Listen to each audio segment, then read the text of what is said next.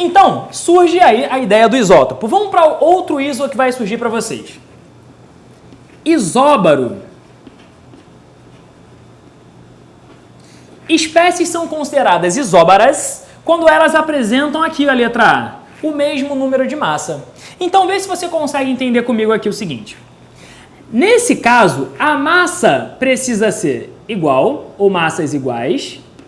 E agora, o número de nêutrons e o número de prótons precisam ser diferentes. Beleza?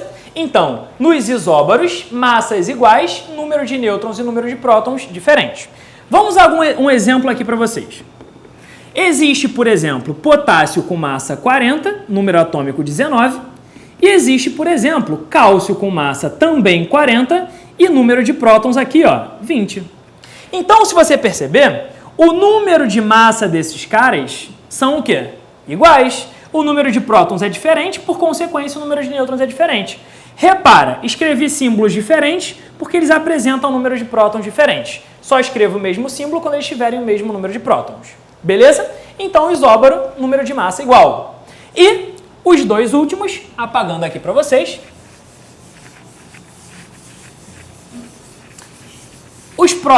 As próximas duas relações entre os átomos, a gente vai ter, por exemplo, os isótonos. Isótonos esses apresentam, olha aqui, o mesmo número de nêutrons, viu que está sempre escrito no nome, né, maluco? Se eles têm o mesmo número de nêutrons, o número de nêutrons vão ser iguais e a massa e o número de prótons vão ser diferentes.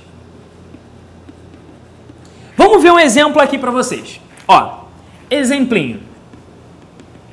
Por exemplo, a gente tem aqui, ó, magnésio, massa 24, número atômico 12.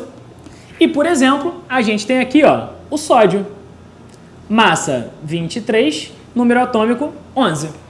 Então, magnésio 24 e 12, sódio 23 e 11.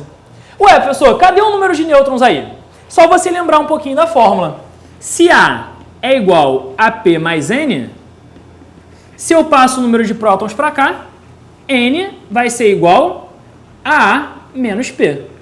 Então, o número de nêutrons é a massa menos o número de prótons. 24 menos 12, o número de nêutrons desse cara foi igual a 12. 23 menos 11, o número de nêutrons desse cara também foi igual a 12. Então, eles apresentam aí pra gente o mesmo número de nêutrons. Então, isótopo, mesmo número de prótons, isóbaro, mesmo número de massa, isótono, mesmo número de nêutrons. E, por fim, a última relação, não entre átomos, relação entre espécies, que a gente vai incluir aí os íons, vai incluir aí os átomos neutros, consiste no seguinte.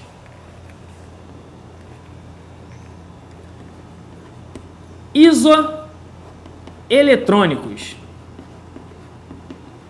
Como o nome está dizendo, as espécies isoeletrônicas são espécies que apresentam o mesmo número de elétrons. Então, número de elétrons iguais.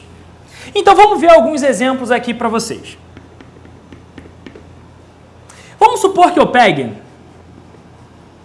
o magnésio, que tem número atômico 12 e que tem a carga, por exemplo, 2+. Quantos elétrons esse cara tem? Bom, essa espécie, esse íon, esse cátion, ele tem quantos elétrons? Se ele não tivesse essa carga positiva, ele teria 12 elétrons. Como ele adquiriu carga 2+, ele, por consequência, teve que perder 2 elétrons. Se ele tinha 12 e perdeu 2, ele passou a ter 10 elétrons. Por exemplo, neônio. Neônio, número atômico 10. Espécie neutra. Se ele é neutro, o número de prótons e elétrons são iguais. O número de elétrons que ele tem, também 10. Perfeito até aqui? 100%. Um outro exemplo, flúor. Número atômico 9. Flúor 1-. Se ele não tivesse essa carga negativa, ele teria 9 elétrons, ganhou mais um elétron, passou a ter 10 elétrons. Então, o grande lance é você perceber que aqui, ó, todas essas espécies, não necessariamente átomos, porque eu tenho íon aqui dentro, apresentam o mesmo número de elétrons. Então, são aí pra gente as espécies isoeletrônicas.